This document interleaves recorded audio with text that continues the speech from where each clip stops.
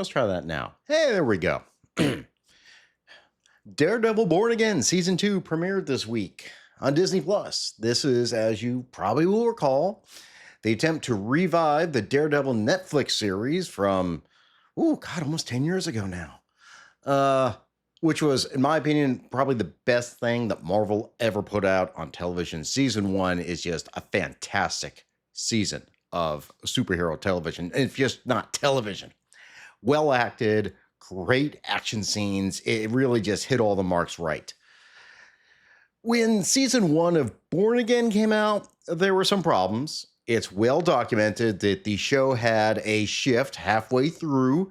They were trying to make it more of a comedy, and then they scrapped that idea and decided that fans actually wanted to see Daredevil in a Daredevil show, because basically wasn't in it the first 6 or 7 episodes. They brought in the guy who was a showrunner for Punisher. There was I'll say a marginal improvement, but still some issues. At the end of season 1, Fisk, the Kingpin, is mayor of New York City. He's instituted martial law. Basically, he faked a blackout, causing lots of problems, blamed vigilantes for it, instituted martial law, created a vigilante task force. Matt takes a bullet for Kingpin, shot by Bullseye. Bullseye was hired to kill Foggy. It was Vanessa that hired Bullseye to do that. That was the worst decision they made when they changed all the characters and everything. They got rid of Karen. They got rid of Foggy. Terrible decision. You knew it was going to be not good. At the end, Matt and his girlfriend, Heather, they broke up. Pretty certain they broke up. She realized who he was. I almost forgot. Muse was involved there for a hot second. That was a wasted use of a good character. But now here we are 6 months later, after the end of season 1. Vigilantes are outlawed. The Anti-VIgilante TAks Force is going about, knocking down doors, taking people into custody. Vigilantes like the Punisher and Swordsman were captured. We saw that in the last season. Matt is on the run with Karen Page, who's returned. They've resumed their relationship. And basically, they're trying to, fight the system. He's basically no longer a lawyer. He's not practicing law. He's like full-time Daredevil. And when the show opens, we see him jumping onto a cargo ship, which apparently is coming into the Red Hook Freeport that Fisk established in the first season. Basically, it's a way for him to run illegal shipments through. And this ship is apparently carrying a whole bunch of weapons. Matt gets on board. He finds the weapons. And of course, guards find him and we get a fight. It's the beginning of the scene. I will say this. I do like the black costume. They're using the same red costume from season 1, but now it's just been spray painted black with the letters DD carved in it. It's very reminiscent of the Shadowland outfit. It looks good. You can see it's getting scuffed up. Obviously, he painted it black to be, stealth mode so people don't see him. But in the end, the captain and the first mate scuttle the ship because, they're transporting these weapons, and if something happens, they're supposed to scuttle the ship. So they sink the ship. Matt somehow puts a watch that he identifies in a case of weapons, I guess, to come back and find them later on. But the ship goes down and literally just gets stuck in the East River, sticking out in the East River. That's not noticeable at all. Matt and Karen are on the run. They're hiding out in various locations. It's clear, they're back together as a couple. They're using their allies who they can find and communicate with to help, gather information about Fisk. Try to unseat him from his place of power, basically the mayor. One of the people that Matt uses is his former private investigator, Cherry, who works at his old law firm, Murdock and McDuffie. And that's actually where we see a character who I still don't know why we're keeping around, Kirsten McDuffie. That was a former prosecutor who became Matt's partner. And she's there trying to defend, of all people, Swordsman. The law firm's kind of fallen apart. I still don't know why they have such a nice looking office for basically doing criminal work and being consistent with Matt taking, hard luck cases. I don't know how they pay for this damn thing. But anyway, she gets into verbal tussle with the DA who's trying to get her to step aside and just, come back to the system. He's telling her the jury's trials don't matter. Basically, the idea is Fisk has control. We're under martial law. Come on, just join us. You know where the analogy is. We also have, of course, Heather Glenn, Matt's ex-girlfriend, who is now working for Fisk's administration as like director of mental health or something. Heather's assigned to interview Swordsman as part of a psych evaluation. He's there expecting to talk to a lawyer, but apparently he's talking to a psychiatrist. And basically, she's there to support the narrative that all these vigilantes are kind of nutbags and crazy. She's taking notes which do not at all work with what Swordsman is acting like. He's actually very calm and rational during the discussion. He's talking about having rights. He's talking about he should be having an attorney. And she's writing down notes like hostile, delusional, hates authority. And none of that is portrayed. So clearly, she's compromised. She's going along with the narrative. And at the same time, it's weirdly, she starts seeing Muse in the background. I guess she's haunted by the fact that she ended up shooting Muse, killing him in season 1. Maybe she's having a psychic episode. I don't know what this is going to lead to, but it's something, I guess, for the character to do. We also get introduced to a new character, Mr. Charles, played by Matthew Lillard, who's fine. He's an okay actor. I mean, I just remember him as Shaggy. He's a CIA agent, and he's kind of playing a real caricature of a CIA agent, like overly jaded and sarcastic and throwing around too much authority. He shows up in Fisk's office with the whole issue of the sunken boat. And I didn't get this on the first watch. I got it on the second watch. Apparently the New York Attorney General is there, and he's talking about how, Fisk, we're not going to fall in line with all this martial law stuff with the boat in the harbor. You're gone too far. And then he gets a phone call, and it's from Ms. DeFontaine.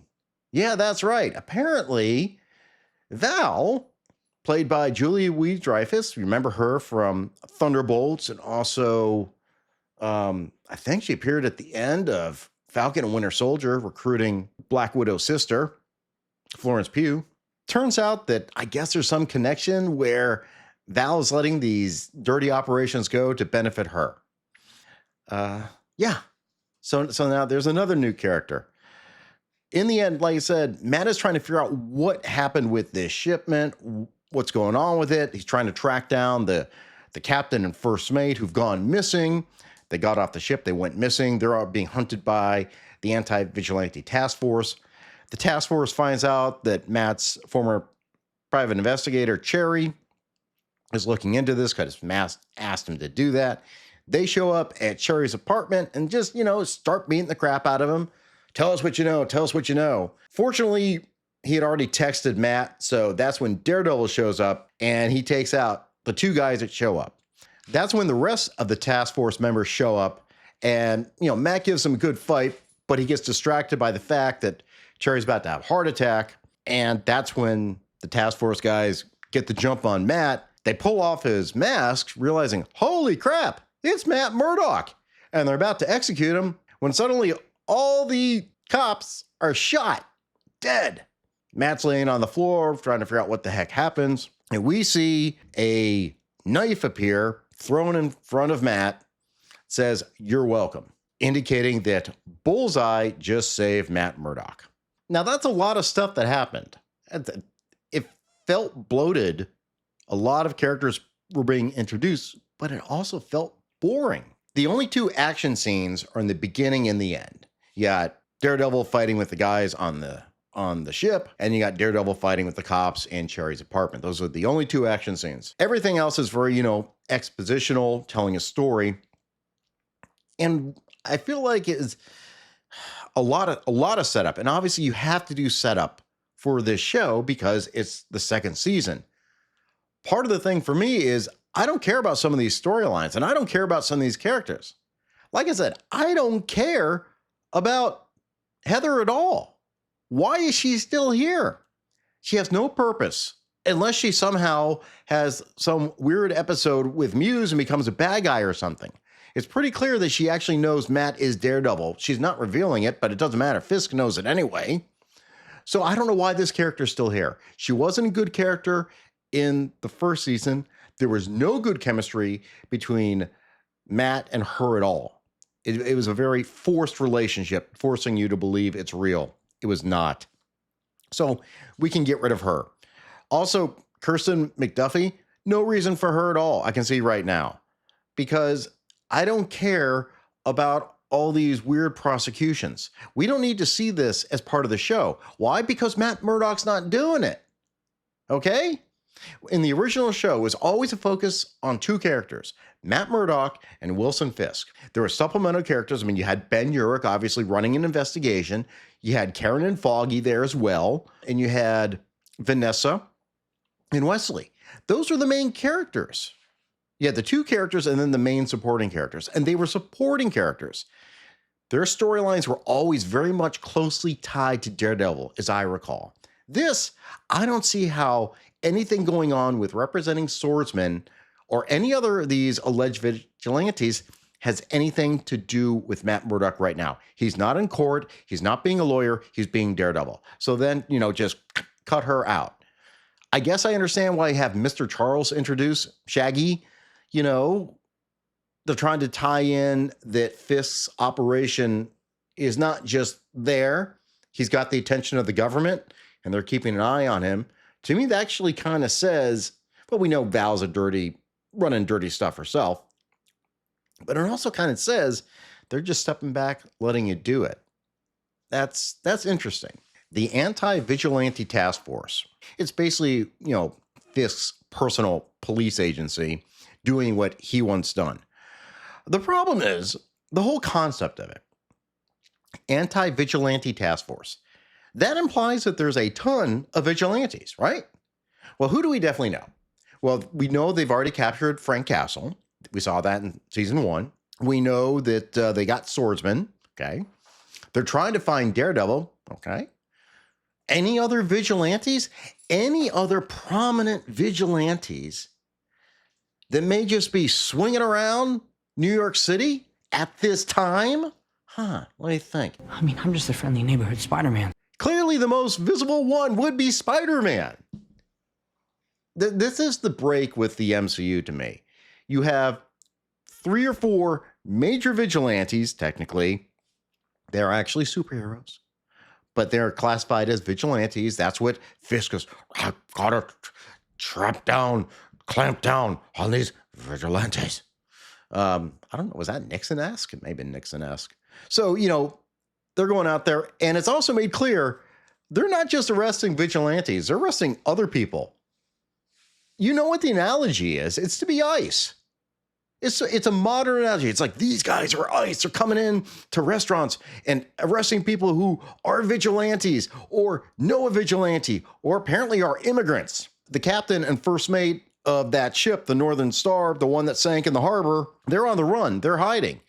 And apparently, I guess they're hiding at this Mexican restaurant or something. And task force comes in. Give us these guys. And they're talking about trying to get them out of the city and everything. It is an overwrought analogy to a modern situation. And I don't need that in my comic book show. Okay? I want escapism. That's why I watch this stuff. So I don't need that. It's also stupid as hell. It's stupid. Trying to find vigilantes. Give me a break. Okay, we've got the secret vigilante handshake. Now we need code names. I did mention we had Daredevil appearing in the first, 5 minutes of the show with a fight on the Northern Star, the ship carrying all the weapons. Then we had him appear at the last 5 minutes of the show fighting the cops in Cherry's apartment. Those are the action sequences. It's very clear to me that this is a step down from the action we saw in Netflix. One of the things that I most liked about the Netflix action sequences was that they were raw and they felt real. And there were long camera sequences. Obviously, the one that's most remembered is the first season, that hallway fight scene. That we all know that was one take. That was one take. And looked real. It looked like people were actually getting their asses kicked. They tried to do it in She-Hulk, actually. they tried to do a similar sequence, but there were jump cuts in it, quick cuts, quick flashes. That's characteristic of Marvel. That's how they do their action scenes these days. And I really think it takes away from the uniqueness of the Daredevil action sequences. This makes it feel more like just a generic Marvel show than Netflix Daredevil, which I really think is what the audience wants. We want Netflix Daredevil. It was prime television. It was the best thing they put out, like I said. Why not just redo it? I mean, it's 10 years ago. You can find the same people again. It's not tough. But you know what is tough, though? Finding is Daredevil in these episodes. He shows up, obviously, in costume in the beginning and the end. But I also feel like Matt is just kind of to the side. We focused on a lot of characters in this and not enough on Matt Murdock. He feels almost secondary. The show called Daredevil Born Again, I mean, where in the world is Daredevil? I don't know. Somewhere. All these people are doing things around him. He's not doing much. He shows up very little, and he's just kind of reactive. I don't get a sense that he's pushing the narrative himself. He feels like a back seat character in the car that's driving the story. So maybe they fix it. I don't know. But overall, it's just kind of meh. Kind of, like I said, boring, a little bit bloated. I will say it was better than the start of season 1. That was awful. I mean, they killed Foggy, for God's sakes. So, yeah. I guess I'm going to keep watching it. Maybe something will develop. I don't have high hopes. It is better than what we saw at the beginning of season 1. I don't think I can deny that. I think it'd be wrong for me to say that. I just don't see this as being what I want out of my Daredevil show, which is Netflix season 1. Yeah, also season 2. Season 3, maybe. Oh, well. We do know that Jessica Jones will be appearing sometime in this show. There's also been rumors that perhaps Luke Cage might appear. I don't know how good those rumors are. We've already seen, Kristen Ritter on set, photographs with her and Matt Murdock. Mike Coulter, he's maybe saying some things, maybe not. It'd be cool. Actually, we'll be very interested to see what happens when Jessica Jones shows up. Otherwise, questions, comments, witticisms down below. Click all the good buttons, and I will see you guys next time.